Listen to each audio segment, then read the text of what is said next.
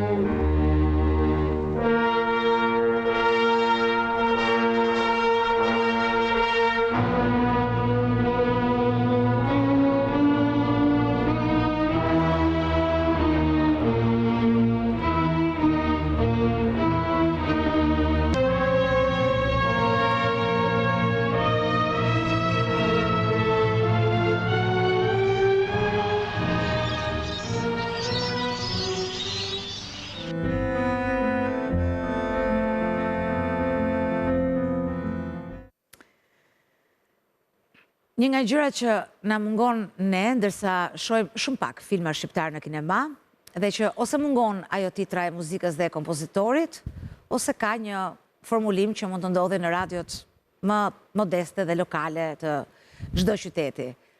Si shkruhej muzikë, si vendosej ajo në varësi të momenteve, të mesazheve që dëshironte të përcillte filmi apo të suspansave të tyre. Regjizori i filmit Kujtim Çashko, bashkëpunëtor në 2 filma me kompozitorin Fehmi Ibrahimi, është në këtë studio me ne. Mirë se erdhët. Kënaqësi që me bashkë. Ndërsa e dëgjoj atë muzikën, profesor, të luajtur me orkestër, sikur të mos doj filmi të thotë disa gjëra, me muzikë i nënvizon akoma edhe më fort. Unë jam shumë kurioze të di për këtë proces, qoftë edhe në këtë film. Si krijohet ky raporti me kompozitorin? A i vizatoni ju skenat, skemat, ato që dëshironi ju të përcjellni nëpërmjet dramacitetit të muzikës? Përgjithsisht nuk ka receta, nuk ka formula.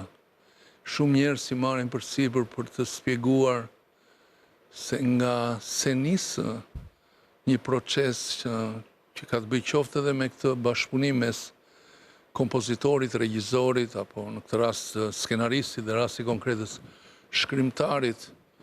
Unë nuk e di, por them që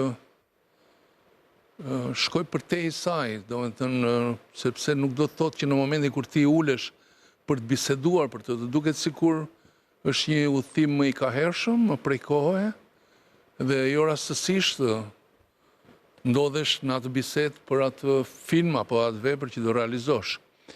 Dhe them këtë gjë sepse në fakt unë kam qenë një mik i Max Velos, dhe kështu që vetë duke para të pallat kubik i gjithi, në një kohë të një të saktuar kur kuptohet që Shqipëria ishte totalisht e klishetizuar nga tendencat për të dalë, si thua, jashtë një kornizë të caktuar, shikoje që brenda këtyre kutive në një pallat ishin Dritëro Agolli, ishte Ismail Kadare dhe ishte në të njëjtën kohë edhe kompozitori Fehmi Ibrahimi. Kështu që në përfytyrimet e mia, domethënë gjithmonë më shumë e konceptoja këtë si kuti të natës, domethënë më shumë përfytyroja që në ato kuti kur janë këto shkrimtar dhe në të njëjtën kohë kompozitori Fehmi Ibrahimi janë më shumë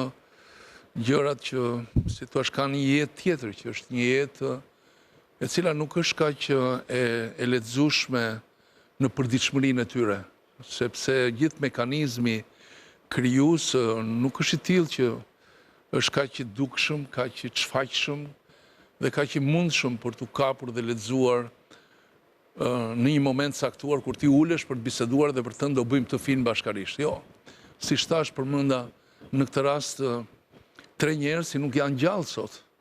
Dhe efektivisht akoma dhe më tmerr kur mendoj këtë gjë që ne shpeshherë më ndodhte të isha natën dhe të dëgjoja muzikën tek skenat e caktuara së bashku me Piro Milkanin, se kemi qenë 2 regjizor, dhe shkonim natën, a duke sikur futeshim në një gati në një lloj udhëtimi nëpër natë, gati si një lloj jete undergroundi që do dëgjonim disa pasazhe, do flisim për disa gjëra që kishin bënë me filmin respektiv, po ku në një ndërtesë ku ishte arrestuar Max Velo. Kështu që kur i ndërtojnë gjithë to shtresëzime dhe paradokse, fillon edhe kupton që koha e tillë për të arritur dhe për të krijuar gjëra të cilat ti përpiqesh për të thënë që këto gjëra duhet të jenë si thua në këtë produkt që vjen nga kjo errësirë, nga kjo natë, errësira akoma më e gjatë në një rang të një arti dhe letërsie që e impononte një gjë të tillë, do të thotë që ti duhet gjeja ato gjëra të cilat vërtet mund të sillnin komplet një thyrje të klisheve. Dhe Fehimi ishte thyrje klishesh, po ta shikosh të marrim me qenë se ju zgjodhet një fillim të një filmi, siç është filmi konkret Ballë për ballë, është një varr dhe ti kur mendon po si mund të fillojë një film që do trajtonte një përmasë të një konflikti siç ishte dalja nga Traktati i Varshavës, edhe në të njëjtën kohë largimi nga baza e Pashalimanit e nëndeceve ruse dhe gjithaj konflikti supozuar, domethënë qoftë edhe jashtë kontekstit politik të gjës, vinte me një varr, filloje një film me një varr, domethënë ishte një gjë që varri është, si thua, shumë eternel, shumë nuk ka të bëjë që aty thyej koncepti i kohës. Dhe kur mendon thyrje e konceptit kohës, është thyrje e konceptit kohës i bën dhe kompozitori. Po të shikosh muzika, nuk është muzikë lineare, nuk është muzikë ilustrative, është muzikë që krijon gropa, kontrapunte dhe ngro pikpyetje. Kështu që po ta mendosh gjithë të gjë, nuk buron kjo nga një fakti që përpara regjizori, pra, së bashku me kompozitorin, nuk arrin, domethënë që të vinë në një moment në një emrus të tillë për të thënë, ok, do të fillojmë me një varr, por çfarë muzike mund të jetë në atë varr? Apo jo, dhe çfarë lexueshmërie duhet të ketë, sepse nganjëherë muzika, apo jo, lexon imazhin krejtësisht ndryshe, i ndryshon madje edhe kuptimin e imazhit. Mendoni ju sikur ajo i varr atje të jetë një muzikë ilustrative, nuk e ka më të njëjtën funksion, se sa kjo muzikë me gjithë to thyrjet, me gjithë dhe këtë gjë bëjmë në Akademinë e Filmit dhe Multimedias Marubi, ne analizojmë gjithë shtresëzimet të cilat presupozojnë, apo jo njerëz të cilët duan dhe kanë dëshirën që të kenë një kulturë tjetër për të lexuar shtresëzimet që ka imazhi, se imazhi dhe tingulli ka shtresëzime nga më të ndryshmet. Ka njerëz që shohin një histori dhe reduktojnë atë në një banalitet saktuar, si një prallë që ndodh apo jo. Ka njerëz të cilët e vendosin ngjarjen në një kontekst politik, sikurse është këtu. Por po ta mendosh jashtë kontekstit politik apo jo, ai varr ngri një pikpyetje që në zanafill të filmit. Do të thotë ajo muzikë e bërë nga Fehmi Ibrahimi, po kështu ngre pikpyetje dhe këtu kështu që shpesh herë unë mendoj që veprat përgjithsisht Unë e kuptoj, kanë dhe karakter atraktiv, kanë çlodhës, zbavitës, pse jo, por në tjetër kohë ka vepra të cilat përpiqen të flasin njerëzve në nivele dhe shtresa të caktuara. Ka njerëz të cilët kanë nevojë për të konsum të një prallë të caktuar, ka njerëz që përpiqen të qëmtojnë kumtet politike dhe ka njerëz të cilët kuptojnë përtej saj se çdo të lexosh imazhin dhe tingullin. Ja, pikërisht këtu tek leximi dhe tek interpretimi. Ne e njohim autoritetin e regjisorit të filmit nga pikpamja hierarkike. Çfarë lirie dhe pavarësie ka kreativiteti në të tilla raste, pra kompozitori? Unë mendoj që ajo që ndodh në këtë rast, ka shumë regjizorë që kanë punuar me të njëjtët kompozitor, me të njëjtët aktor, sepse krijohen, si thua, një kimistri e përbashkët, krijohen kuptimet asaj që thash gjuhë të përbashkët, elementë të cilët nuk ka nevojë herës as për të bërë, si thua, shpjegime. Gati veprojnë si valë të përbashkëta dhe kështu që ato induktojnë njëri tjetrin pa kuptuar. Kështu nuk mendoj që në këtë rast qofshin edhe me këto që janë bërë me Fejim, unë kam punuar 3 filma me të. E keni zgjedhur njëri tjetrin apo jeni gjendur pra njëri tjetrit? Jo, unë mendoj që ka ardhur nga fakti që, siç të thash, nuk ja di absolutisht ku fillon dhe ku mbaron. Pse erdha tek ai dhe nuk shkova tek një tjetër, se unë kam punuar edhe me kompozitorë të tjerë. Por natyrat e filmit nga një herë, për shembull, qoftë me filmin Ballade e Kurbinit, qoftë me filmin Të paftuarit, pra Prillin e thyer, po të shikosh janë struktura gati me karakter simfonik. Nuk janë filmi, të themi, që era herës ka nevojë për një lloj muzike më ilustrative, më narrative, më të njësuar me karakteret, sepse shpeshherë, domethënë çdo instrument muzikor mund të jetë që dekripton, si thua, një karakter caktuar dhe gati krijohet, apo jo siç bëjnë dialog karakteret, bëjnë dialog edhe instrumentat muzikor në një muzik filmi, apo element tjerë të kolonës zanore.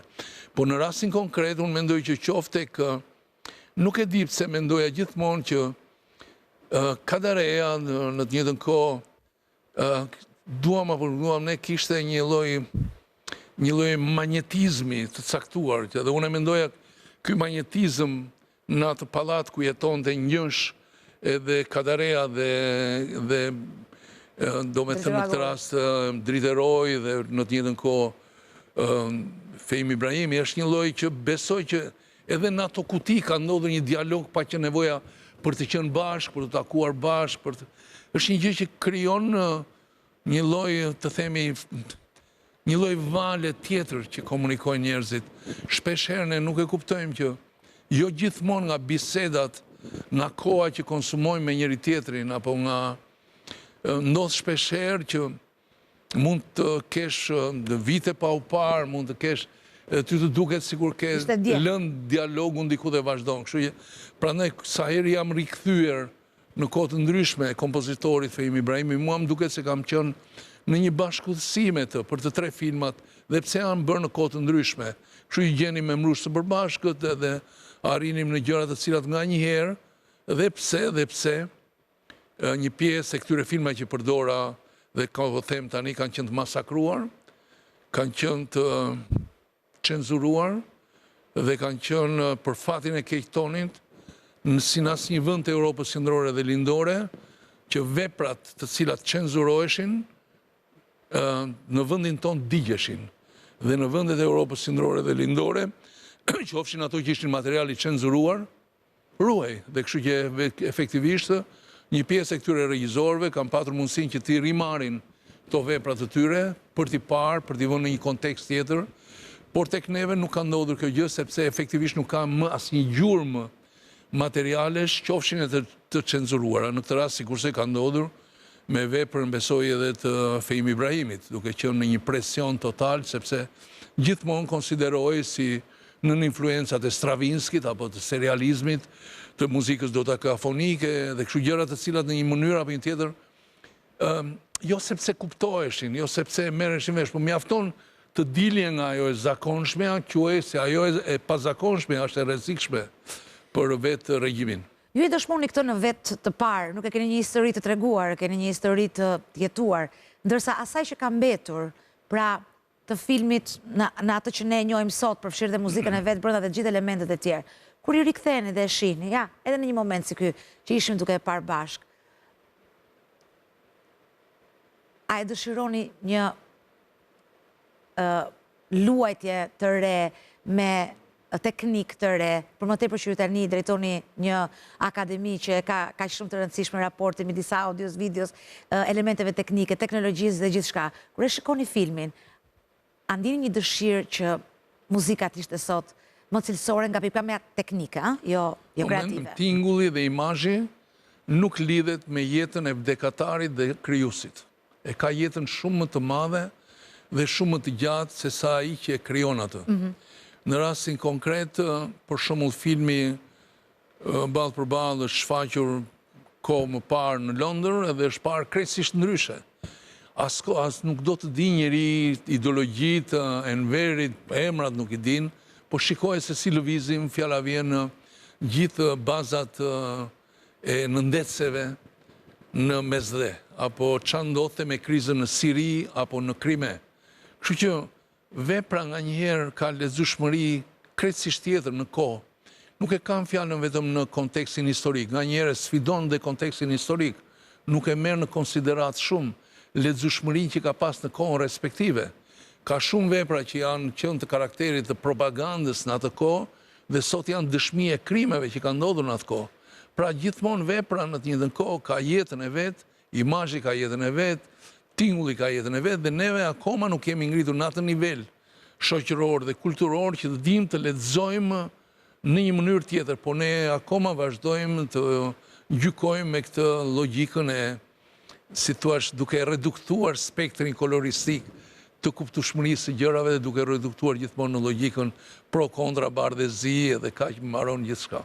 Për më tepër që ne nëse duam të dimë se çka ndodhur në këtë vend, më shumë i drejtohemi historianëve të huaj se sa veprave historike të Shqipërisë. Kuptoj, po për shembull, ne bëm një analizë të fokusit Bujar Lakos edhe në Akademinë e Filmit Marubi tani dhe lexuam komplet ndryshe filmin Ballë për ballë.